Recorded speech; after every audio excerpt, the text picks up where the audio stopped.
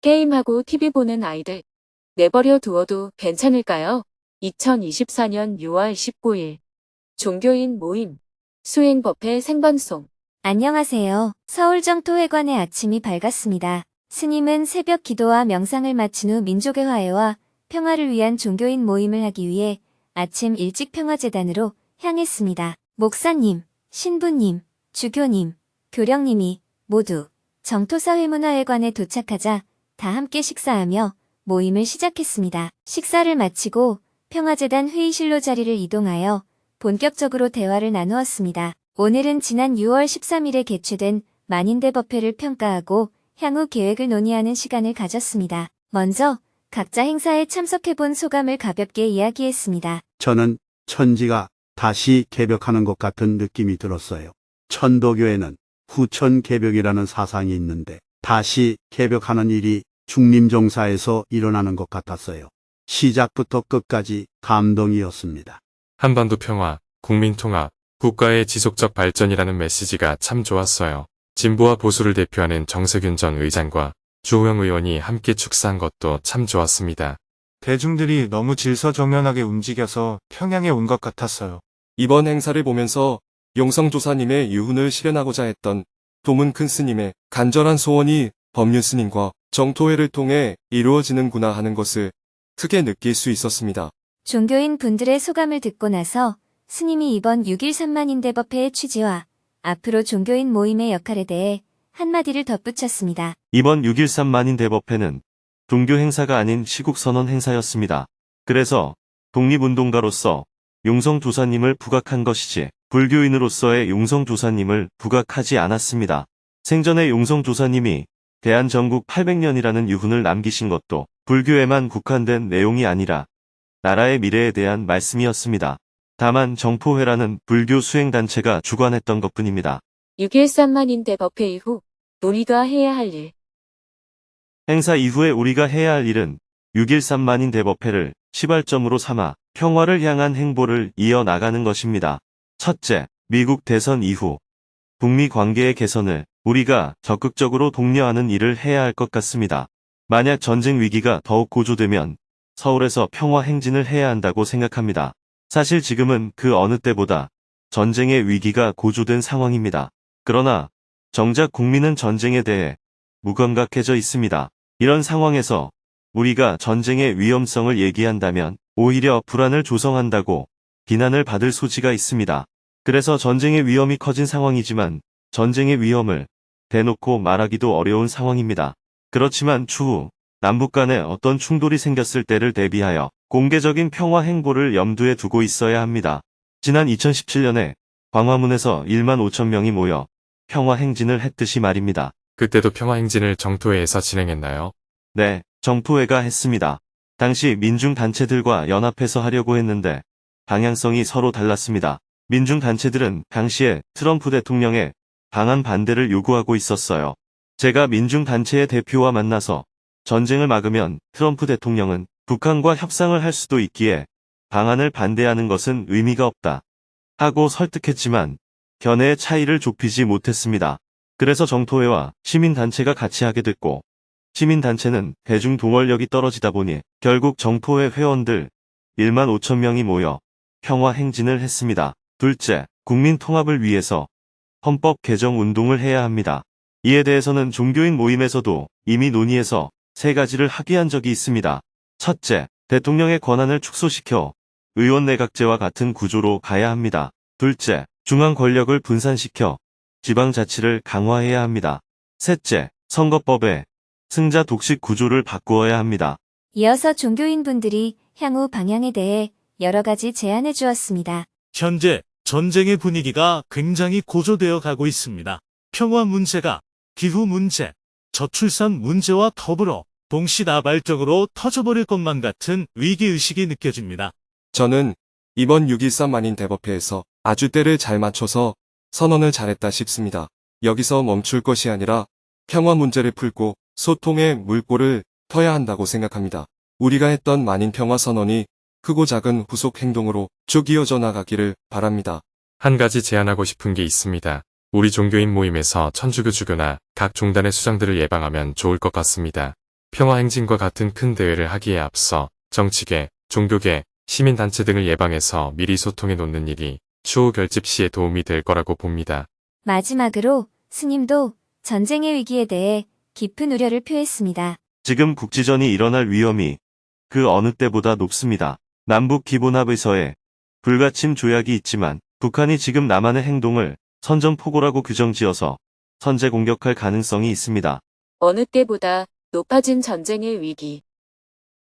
가령 남한이 북한을 향해 전단을 보내고 대북 확성기를 틀면 북한은 이것을 선제 공격이라고 볼 여지가 있습니다. 확성기가 있는 쪽으로 포를 쏠 수가 있습니다. 이러면 국지전이 일어나는 겁니다. 또 하나는 서해 북방 한계선에서 무력 충돌이 일어날 가능성이 있습니다. 남한이 주장하는 서해 북방 한계선을 북한은 인정하지 않기 때문에 앞으로 국제 분쟁의 소지가 있습니다. 남한 정부가 해야 할 일은 서해 북방 한계선에서 갈등이 일어나지 않도록 예방하고 대북 선전 방송 같은 대응을 하지 말아야 합니다. 그것이 전쟁으로 확대될 수 있는 국지전을 막는 방법입니다. 북한은 남한의 대북 전단 살포나 대북 확성기 재개를 전쟁 선포로 바라보고 공격해 올 수가 있습니다. 그래서 사실은 전쟁이 내일 당장 일어날 수도 있는 굉장히 위험한 상황입니다. 스님의 우려에 종교인 분들 모두 공감했습니다. 다음 달 모임 때 더 깊이 있는 대화를 이어나가기로 하고 종교인 모임을 마쳤습니다. 스님은 종교인 분들을 배웅한 후 수행법회 생방송을 하기 위해 정토회관 방송실로 이동했습니다. 오전 10시부터는 정토회 회원들이 모두 화상회의 방에 입장한 가운데 수행법회 생방송을 시작했습니다. 먼저 정토회 대표 전혜종 님이 6.13만인대법회 진행 결과를 발표하고 6.13만인대법회를 5분으로 편집한 영상으로 함께 보았습니다. 이어서 대중은 삼배의 예로 스님께 법문을 청했습니다. 스님은 6.13만인대법회를 준비한 정토행자들에게 감사의 마음을 전했습니다. 지난주 6.13 만인대법회에 참석해주시고 행사가 원만하게 잘 치러지도록 봉사해주신 모든 정토행자 여러분 감사합니다. 지난 2달은 정토행자 모두가 바빴습니다. 4월부터 초파일 행사 준비로 바쁘게 한 달을 보냈습니다. 초파일이 끝나자마자 6.13 만인대법회를 준비하며 또 바쁘게 한 달을 보냈습니다. 임원단들은 일주일 전부터 중림정사로 가서 준비했습니다. 이러한 노력 덕분에 큰 사고 없이 원만하게 행사를 마칠 수 있었습니다. 많은 사람이 참여했음에도 질서정연했고 행사가 물 흐르듯 진행되었습니다.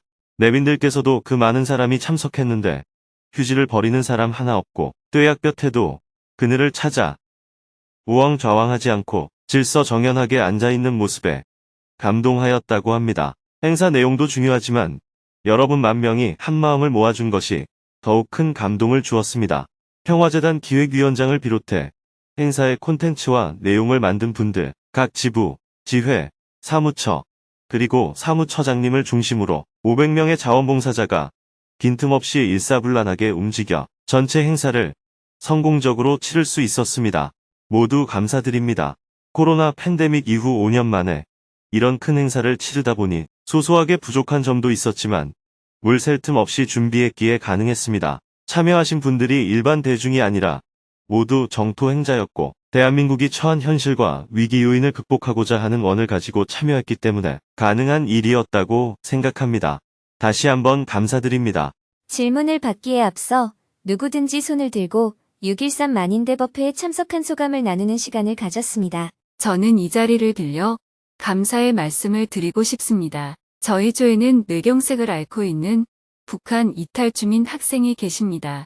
더운 날 뙤약볕에서 행사가 진행되기 때문에 몸이 안 좋으신 분들은 행사에 참여가 어렵다고 하니 처음에는 자신이 참가해서 폐를 끼칠까봐 망설이셨습니다. 하지만 저에게 다시 연락하셔서 저도 꼭 참여하고 싶습니다. 제 가족도 북한에 있어서 그날 죽더라도 이 평화를 발언하는 장소에 꼭 가보고 싶습니다. 라고 하셨습니다. 그래서 제가 반 담당 지회장님께 그분 말씀을 전하고 소통했습니다. 모둠장님, 지회장님, 담당 법사님이 직접 그분 댁에 가셔서 건강 상태를 한 번 더 확인해 주시고 정말 이분이 가고 싶구나 라는 걸 확인하셨습니다. 그리고 그날 운전해 주실 회원도 섭외해 주셨어요. 운전 봉사를 해주실 거사님은 경주에 사셨는데 아침 일찍 경주에서 이분이 사는 경산까지 와주셨습니다. 이렇게 해서 그분이 만인대법회에 참석할 수 있었습니다. 이분은 정토회 회원들이 나에게 관심을 가지고 정성을 쏟아줘서 고맙다라고 하시며 봉사자분들께도 정말 고맙다고 인사하셨습니다. 저는 이 한 분을 위해 서로 소통하고 어떻게 하면 안전하게 모실 수 있을지 연구하여 참석할 수 있게 해주셔서 정말 감사하다는 말씀을 드리고 싶습니다. 이외에도 여러 정토행자가 행사에서 받은 감동을 나누어 주었습니다. 만인대법회를 준비하면서 평화의 중요성을 깨달을 수 있었어요.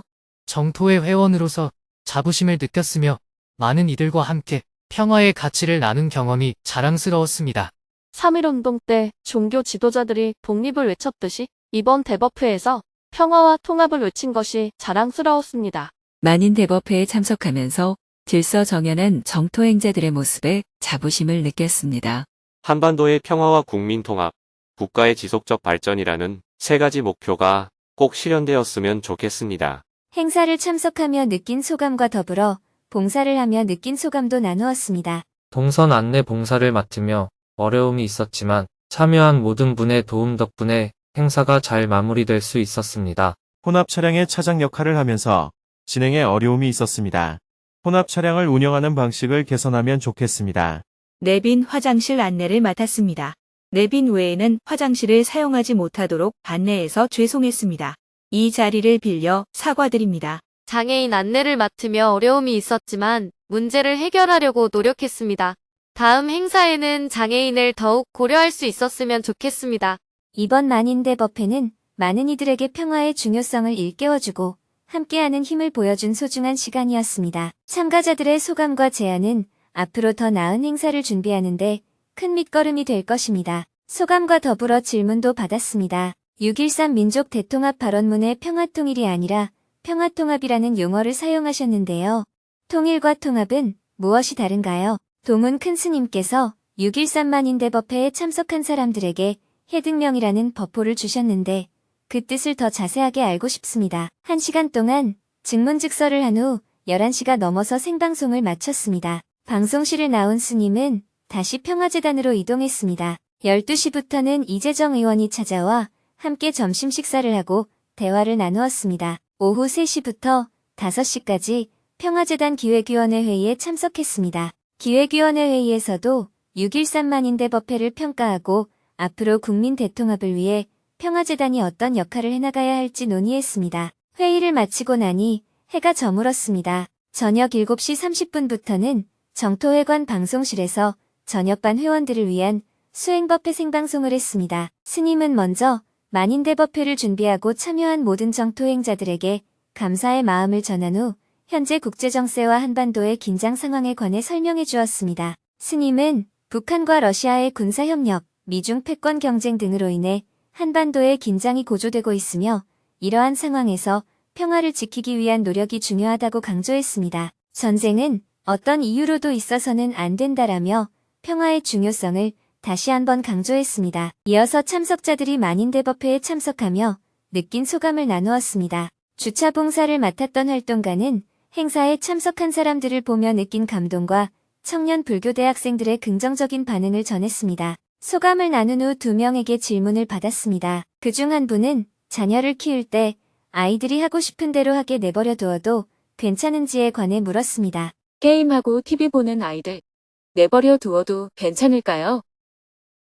예전에는 아이들이 게임을 하거나 TV를 보거나 늦게 자면 제가 짜증이 나고 불안해서 아이들에게 눈치를 주고 갈등을 했습니다. 현재는 아이들의 그런 모습을 봐도 제가 괴롭거나 힘들지 않고 그냥 그렇구나 하고 아이들이 하고 싶어하는 대로 내버려 둡니다. 그런데 때로는 저의 이런 태도가 아이들을 너무 방치하는 건 아닐까 하는 의문이 듭니다. 아이들과 갈등이 일어나는 게 싫어서 얘기를 안 하다 보니 아이들이 하고 싶은 대로 하게 두는데 정말 이대로 두어도 괜찮은 걸까요? 인간의 심리가 어떻게 작동하는지 한번 보세요. 예를 들어 아이가 계속 컴퓨터 게임을 하다가 엄마가 들어오기 전에 방에 들어가서 공부를 하고 있었어요. 엄마가 문을 열었을 때 아이가 공부하고 있다면 아주 좋아하겠죠. 반대로 아이가 계속 방에서 공부하다가 휴식 시간에 잠깐 컴퓨터 게임을 하고 있었어요. 그때 엄마가 문을 열면 아이를 보고 화를 내고 야단을 칠 거예요. 그런데 엄마의 이 반응이 과연 아이를 위한 것인지를 살펴봐야 합니다. 아이가 계속 컴퓨터 게임을 하다가 엄마가 볼 때 잠깐 공부했는데 착하다고 하고 계속 공부하다가 엄마가 볼 때 컴퓨터 게임을 잠깐 했는데 화를 내잖아요. 그것은 엄마가 볼 때 좋은 거지. 실제로 아이를 위해서 좋은 건 아니잖아요. 우리가 화를 낼 때는 항상 상대가 문제가 있어서라고 얘기하지만 사실은 자신의 문제라는 사실을 자각해야 합니다. 한 가지 예를 더 들어볼게요. 남편이 부인 몰래 늘 바람을 피우고 살아도 부인이 모르면 아무 문제를 안 삼아요. 그런데 남편이 우연히 학교 동기를 만나서 술 한 잔을 했어요. 남편이 바람을 피운 것도 아닌데 그 사실을 가지고 엄청나게 싸우기도 합니다. 이것도 정말 남편이 문제가 있어서 화가 난 걸까요? 부인이 보기에 그런 것이냐 하는 문제입니다. 그런데 우리는 항상 진실은 보지 못하고 내 눈에 보이는 것만 가지고 문제로 삼아서 화를 내고 싸우기가 쉽습니다. 아이 입장에서 한번 생각해보면 그 나이대에는 공부하는 것보다 노는 것이 더 좋고 책보다는 게임이나 드라마를 더 좋아하는 것이 이해됩니다. 만약 엄마가 못 보게 하면 아이들은 숨어서 보려고 할 겁니다. 아이는 어른이 아닙니다. 질문자가 어른이잖아요. 부모가 원하는 대로 아이가 안 한다고 아이에게 성질을 내는 것은 아이를 학대하는 것과 같습니다. 또 스스로도 굉장히 스트레스를 받아요. 그래서 항상 아이들을 볼 때는 그럴 수 있다 하고 봐야 합니다. 그럴 수 있는 게 아이들이잖아요. 그렇기 때문에 게임을 하는 게 재밌지, 영화가 재밌지, 놀이가 재밌지, 이렇게 아이들의 행동에 대해 먼저 공감을 해야 해요. 공감하면 일단 화가 안 납니다. 화가 안 나니까 화를 낼 일이 없잖아요. 화가 나니까 화를 낼 거냐, 안 낼 거냐 하고 참는 일이 생깁니다. 화가 안 일어나면 참을 것도 없습니다. 그러니 첫째, 아이들 관점에서 이해하는 연습을 해야 합니다. 둘째, 어리다는 말에는 어리석다는 뜻도 들어 있습니다. 아이가 아무리 게임을 하고 싶다고 해도 온종일 게임만 하면 아이의 미래에 좋지 않잖아요. 엄마는 아이를 보호하고 아이의 미래에 도움이 되는 방향을 잡아줘야 합니다. 하지만 화를 내서 공부하라고 하는 건 아이를 위해서가 아니에요. 자기가 기분이 나빠서 하는 얘기예요. 아이를 이해하는 입장에서 게임이 재밌니? 하고 물어보고 지금까지 얼마나 했는지 물어봐야 해요. 아이가 몇 시간을 했다고 대답하면 게임하고 싶은 건 엄마도 충분히 이해한다. 그런데 온종일 게임만 하면 지금은 좋지만 미래에 네가 살아가는데 많은 장애가 된단다. 오늘은 이 정도로 하고 방에 들어가서 공부하는 게 어떻겠니? 하고 말해줘야 합니다. 만약 아이가 게임을 시작한 지 얼마 되지 않았다고 하면 30분만 더 하고 들어가는 게 좋겠다고 얘기해야 해요. 이렇게 하는 것이 아이가 가야 할 바람직한 방향이라고 엄마가 생각한다면 그 길을 아이에게 똑바로 가르쳐줘야 합니다. 그러나 무엇이든 아이에게 강요해서는 안 됩니다. 야단을 치거나 강요를 하면 아이가 억지로 방에 들어가더라도 그냥 누워서 자버리거나 공부를 안 합니다. 효과가 없다는 말이에요.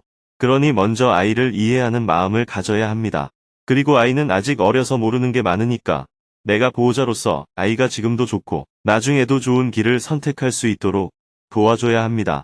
그렇게 하는 게 말처럼 쉽지 않습니다. 우리는 모두 자기 생각을 중심으로 살아가기 때문에 내 눈에 거슬리고 내 생각에 안 맞으면 바로 화를 내기 쉽습니다.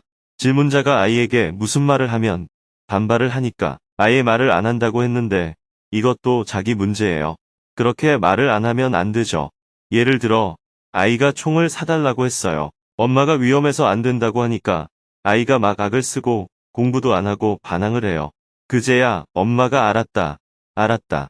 사줄게 하면서 사주면 그게 가장 안 좋습니다. 야단을 쳐서 아이의 마음에 상처를 주고 결국 위험한 걸 사줘서 아이를 위험에 빠뜨렸잖아요. 그것을 갖고 싶어하는 마음은 이해해주고 안 되는 것은 안 된다고 분명히 말해 주어야 합니다. 그래, 갖고 싶구나. 그러나 엄마 생각에 그것은 위험해서 안 된단다.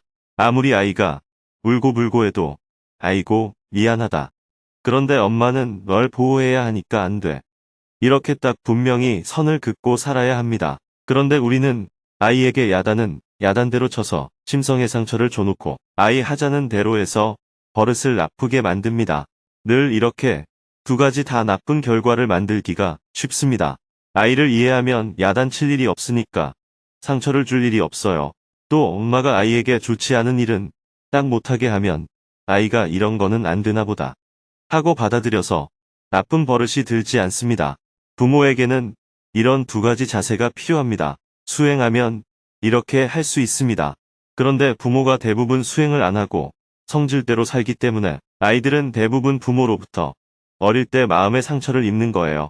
그러면 그 아이들도 화를 내고 짜증을 내는 것이 대를 이어가면서 되풀이 되죠. 성격이라는 것도 다 심리적으로 분석해보면 대부분 엄마로부터 물려받았거나 부모님 집안으로부터 물려받은 게 많습니다. 그래서 옛사람들이 성격을 두고 그 집안 내리기라는 말을 하잖아요. 그러나 수행자는 내가 화내고 짜증내는 성격을 부모로부터 물려받았다고 하더라도 내 아이에게 더 이상 물려주지 않도록 끊어줘야 합니다. 그것이 바로 윤회에서 벗어나는 길이라고 말할 수 있습니다. 네, 알겠습니다. 감사합니다. 대화를 마치고 나니 밤 9시가 넘었습니다. 밤하늘에는 어제보다 더욱 동그래진 달이 빛나고 있었습니다. 내일은 오전에 북한 전문가들과 조찬 모임을 하고 오후에는 2024년 평화재단 정기 심포지엄에 참석할 예정입니다.